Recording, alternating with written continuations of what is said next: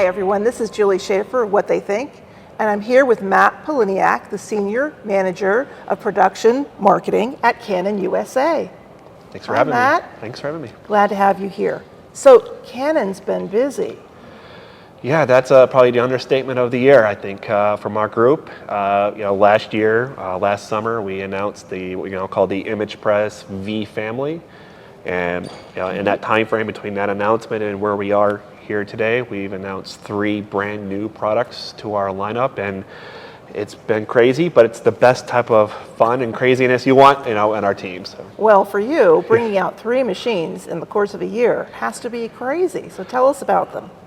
Yeah, so the first product we introduced last year was called the imagePRESS V1000. This was an entirely new product in our lineup, so it didn't replace anything that we had already offered to our customers, but it set more in the mid-production lineup, so 101 pages per minute, but it took the best of what the C910 series was great with, smaller footprint, some of the specialty media support, but it also took the productivity and some of the heavier, thicker media that the 10010 supported. So it really kind of took the best of both of those engines. And then late last year, we introduced what we call the imagePRESS V900 series. So this sits more in our light to mid production segment. This replaced our imagePRESS C910 series. So we took that engine that's still been one of the best selling engines in the market for the last 5-10 years, and we just made it more productive. We made it more reliable, and things that we know that our customers obviously tend to focus on or care about. And as we moved into this year, we've now just recently introduced the imagePRESS V1350. This is the engine sitting behind me here. This engine is a replacement to our imagePRESS C10010 BP series. So it's 135 pages per minute, so tremendously faster than what we currently had. But most importantly, where we put a lot of our emphasis on with the 1350 is just on durability, stability, reliability, just making sure that the engine's gonna run. That's where we put a lot of our focus on with this engine, and that's what we think commercial printers really tend to care about. I saw the video, the cutaway of the straight path that goes through this press, and I thought that was incredibly impressive. Yeah, so that obviously helps with many things, right? We obviously want our customers to be able to look for new opportunities, new applications, and one of the ways they can do that is not just printing on, say, the easy 20-pound bond, but getting into those heavier, more rigid media. So that's one of the specifications of the 1350, with the ability to print medias up to 24-point board. So we obviously need to make that incredibly stable and flat, and that's one of the areas where we can, again, we didn't just take the 10010, right, sped it up and said good luck to our customers, right? That's not fair to anybody, and really wanted to make sure that the engine can be reliable for a wide variety of weights, sizes, types of medias that our customers are looking to offer to their clients. I noticed too some mention about the frame itself, the body of this being a heavier steel. Yeah, I think that's the big point there, right? It's all steel, it's all metal, that just is, and it all contributes to, again, that stability. Even the developer units are all encased in steel. It's sometimes, as I tell my sales guys, this isn't maybe the most exciting stuff, but your customers, this is the stuff that they're going to ask. This is the stuff that's really going to make sure that, after 1, 3, or 5 years of owning this is where it's going to mean something, that it's going to give them that stability, not just on the reliability of the press, but also just on the image quality, the detail, the clarity of the output, and makes it a really compelling solution out in the field. When you're talking about that, the image quality and the clarity, it's my understanding that each spot is hit twice with the laser. Yeah, that's actually one of the things I always joke around when I'm in front of my sales guys with the 1350. I say this product is sometimes very paranoid, or it wants to check things multiple times, and that's one of the areas. Or sometimes we even get the question from our customers of what gives you the right to say you're a press, right? We always hear that, and it's obviously legitimate because that's where a lot of our customers' background are. But these are just some of those technologies that we have been able to borrow or maybe take from the commercial print segment. So when we're imaging the drum, we hit every dot twice, right? You're an electrophotographic printer. We want to make sure that we're getting the best quality for a longer period of time. Right? We bring in the toner twice, but we do multiple things across this press multiple times just to make sure that it's working, and maybe more importantly, the operator doesn't always have to intervene, right? Let give me paper and let me run kind of mentality inside the press. And I think another thing borrowed from offset is that translucent toner you have, so it behaves more like offset print, right? Exactly, and you combine that with the transfer mechanism inside the imagePRESS. Our customers, again, are looking for new types of stocks, so being able to print on textured medias or like the linens, the felts, the stipples, or just the uncoated medias, that's where we can really take on the properties of that media, making sure that your gloss levels are much more natural. But again, if you want to go to, say, something like a felt, we don't want to just take the toner and kind of spackle it in. Right. We want to preserve that surface property of the media. That's why you paid the premium for that stock in the first place. And with the imagePRESS and with its toner and with its transfer mechanism, really gives our operators the capability to offer some new kind of, what we say, value add or high margin type of applications to their clients. So the toner isn't just sitting there, it's being pressed down into the media. Is that Exactly, correct? it's being pressed in. I always tell my customers, take a sheet, put your hand across, right? It's not raised, it's not sitting on top. It's truly part of the paper, which again just elevates the quality of the final piece. So, looking forward, what's Canon's philosophy with this V series of devices, and in terms of going out to market? So I think, again, in addition to the reliability, the durability, the stability, which, again, what's where the 1350, I joke around, it says that's where we put all our chips on the table. What we try to do with the V series is put a strong emphasis on automation and efficiency. That's one thing that we continue to hear from our customers of, how do I get more production capacity? And something as simple as a mixed media booklet, right? Still incredibly popular in our world. We have to make it a simple process to be able to get that job, but just get the job out the door and at a very high productivity, right? So that's one area. Or just getting ready for production. I always tell my friends and my customers, productivity really isn't so much the pages per minute, but why is your engine not running, right?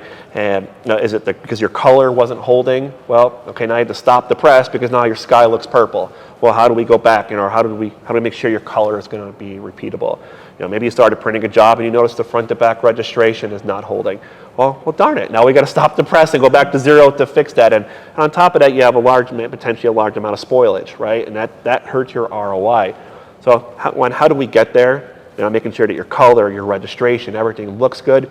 And we've done a lot of great things in all of our engines to make that incredibly simple and easy, regardless of the operator. That's another thing we always hear of finding, skilled operators. Yes. So, obviously the expectations of their clients aren't going to decrease because you maybe don't have someone who's used to working in our industry. But maybe something as simple in the V900. You have a new paper, put it in the ADF, press the green button, and then pulls the sheets in, fixes your registration for you.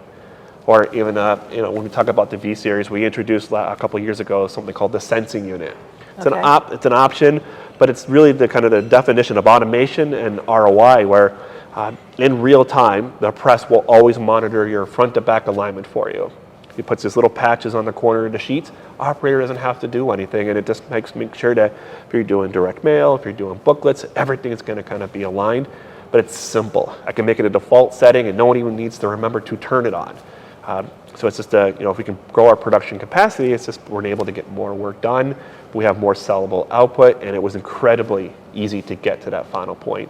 And then you talk about the stability of the imagePRESS, where in the V1000, we're checking the registration 4 times, to help make sure everything's looking good. We checked the color. We took 20 different color patches while the press runs. That's still double what most of our competitors are doing out there. And we want to make sure your highlights to your shadows are all being reproduced properly.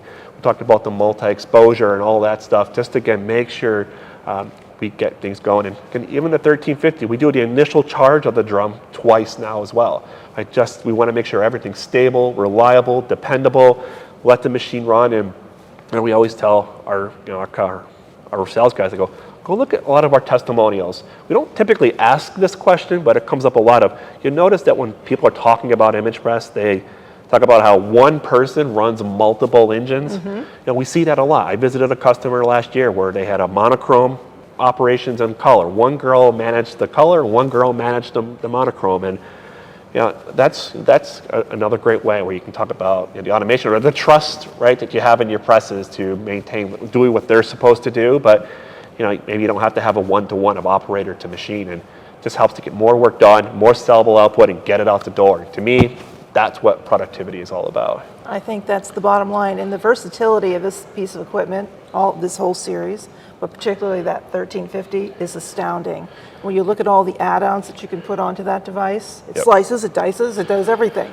Pretty much, and that's the great thing, right? If we want to go to the commercial print segment where maybe they have some offline stuff, right? We have the stacker that we actually, still utilize from our acquisition of OSE. That's a stacker continuously run while the press runs. Take your output out to any of your offline finishing.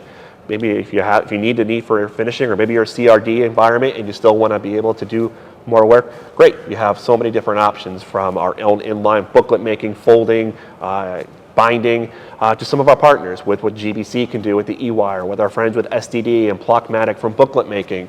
One of the flagship pieces we have now for our applications that we're showing our sales guys for the 1350 and the V1000 is the ability to do the long edge or the long sheet booklets now. And we're giving them these 12-inch by 12-inch booklets. When they open up, it's a beautiful 24-inch spread. And I say this is the best sample you can use to show your quality, your registration, your versatility, your color from a contrast, your repeatability standpoint in one single piece. But this gives your customers, their designers, just so many ideas of what they potentially could do with their image press. Maybe it's new, maybe it's not, but it just opens up those creative doors of what's possible with image press without making a scary, risky investment. Right. And so does Canon help their clients with some of these ideas? So that's where we come up, a lot of the applications that we've come across, that's one area just to show them what's possible. I think just even when you go up to the engine, you can see just the types of medias that we actually already have. We have our own media kind of testing, but honestly, if you walked up to an engine today, you'd see that we not just have the simple uncoated, coated, which everybody can kind of do, but if I was in a V1000, I have a magnet paper type there, right? Easy promotional opportunity, type of stock. Or if you want to run synthetic medias, all of our engines now run synthetic medias, and that's still a growing opportunity, especially with the kind of what we're getting obviously on the band or the end of where COVID was, but restaurants always want to be able to wipe something down. Or what I tell my guys is consider, instead of doing synthetic, or maybe if you've never had a customer say they want to run on that, but I bet you have walked into a customer who maybe does lamination services. Why do I do that? Well, I do it to protect the piece, not the output, and that's what synthetic. So right there you have the potential to cut out some of your steps, and it gets the job out faster. And said synthetic medias are a standard type built right into the press, so you're ready to go. Texture media is like we were talking about earlier, standard paper type built right into the press, so the press is ready to go. Just assign it to the tray, and and every paper out there is always a little bit different. I always joke around that we give our operators too much control on the media parameters there, but there's over almost 5 pages of media parameters. So your environment, your location, different media brands always maybe changing a little bit. We give our operators that level of control. Then maybe you want to adjust the curl a little bit if necessary. Or maybe a certain paper does something weird, right? You can never predict that stuff, but the settings are there so you can make them when you need to, and it gets you back to production. It's incredibly impressive, and I look forward to seeing some samples off of these devices soon. Yeah, we have a lot of great applications for our customers, and it's been a fantastic start to Canon. We're actually, in the next couple of weeks, going to be announcing our 1,000th install of the V family of engines out there, and obviously of everything we spoke about here today, from the color to the registration to the versatility to the vividness of the output and just the reliability. Obviously we look forward to the next 1,000 plus on top of that, but just to be able to achieve that in such a short period of time is a really success to the imagePRESS, but also to our selling partners. Well, congratulations, Matt, on that. Thanks.